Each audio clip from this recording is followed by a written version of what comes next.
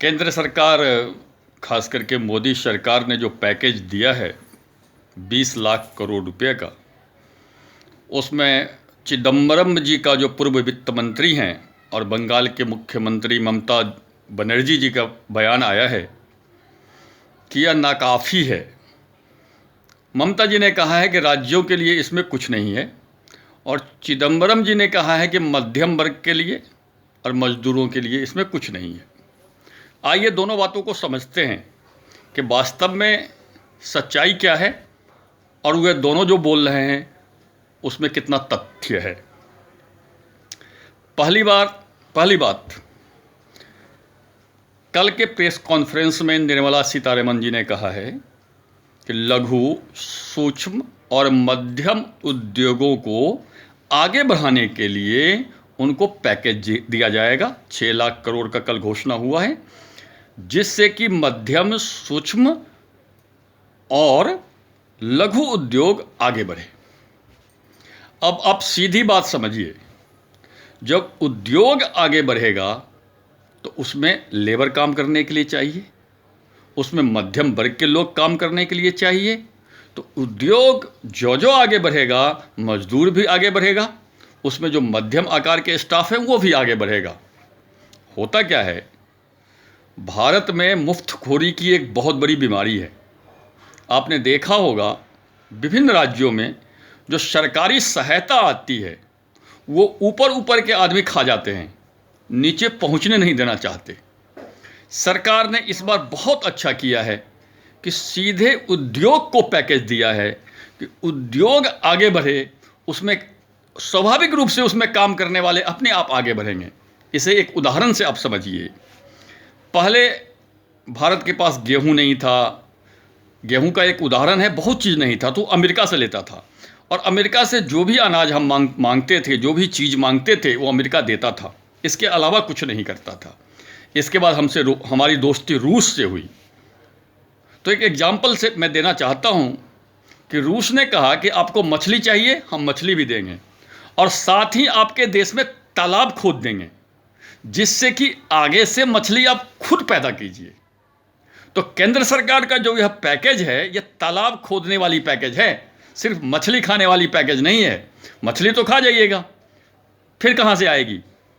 तो मोदी जी ने जो पैकेज दिया है, एक तरह से तालाब खोदने का काम किया है कि आप आगे की पीढ़ी भी इस औद्योगिक क्रांति की सहभागी बनेगी। तो इस ढंग से पैकेज है। चूंकि राज्य सरकारों को यह डायरेक्ट पैसा नहीं मिला है तो उनको खाने पीने का मिला नहीं। कांग्रेसी को तो आप समझते ही हैं, कांग्रेस के राज्य सरकार को मिलता। चिदम्बरम जी को कुछ, उसमें चिदम्बरम जी कैसे बदनाम है पता नहीं, उनके बालकोनी में भी इतना टमाटर आ गया था कि करोड़ों रुपए का टमाटर बालकोनी में उगा लिया था चिदम्बरम जी ने। तो उनका तो इतिहास रहा है, इसलिए वो विरोध कर रहे हैं। तो इन दोनों के विरोध करने पर मत जाइए। वास्तविकता ये है कि केंद्र सरकार ने देश के जड़ को मजबूत करने की कार्यक्रम शुरू किया है कि देश मजबूत हो। देश मजबूत होगा, आप मजबूत होंगे, हम मजबूत होंगे। तो देश का जो यह मजबूत करने का कार्यक्रम है, इसमें सहभागी बने।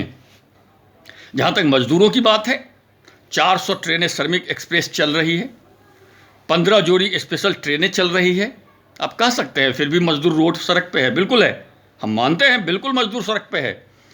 मैं तो बिहार का रहने वाला हूं। जब बिहार में बाढ़ आती है हर साल तो अफरा तफरी मच जाती है, आंधी तूफान आता है तो अफरा तफरी मच जाती है। 130 करोड़ का देश है ये कोरोना वायरस अचानक आ गई, पूरा दुनिया में अफरा तफरी मच गया, भारत में भी मचा, स्वाभाविक है, इससे मैं इनकार नहीं करता हूं। 10, 20, 50 हज़ार लोग सड़क पे आए, बिल्कुल आए, क्यों नहीं आए? और वो स्वाभाविक था, आना ही था उनको, क्योंकि महाराष्ट्र और राजस्थान में जो कांग्रेस या कांग्रेसी समर्थित सरकारें हैं, उन्होंने मजदूर का देखभाल सही ढंग से नहीं किया। यही हाल दिल्ली का रहा। दिल्ली का आनंद विहार बस अड्डे पे आपने देखा होगा, अफरा तफरी मची। तो ये कांग्रेस या कांग्रेस से समर्थित राज्य सरकारों ने देश में अफरा तफरी पैदा करने की एक साजिश रची, जिससे मजदूर उद्वेलित हुए। यदि उस मजदूर को वही खाना पीना रहना मिलता तो क्यों उद्वेलित होते? आप कह सकते हैं क्यों मिले।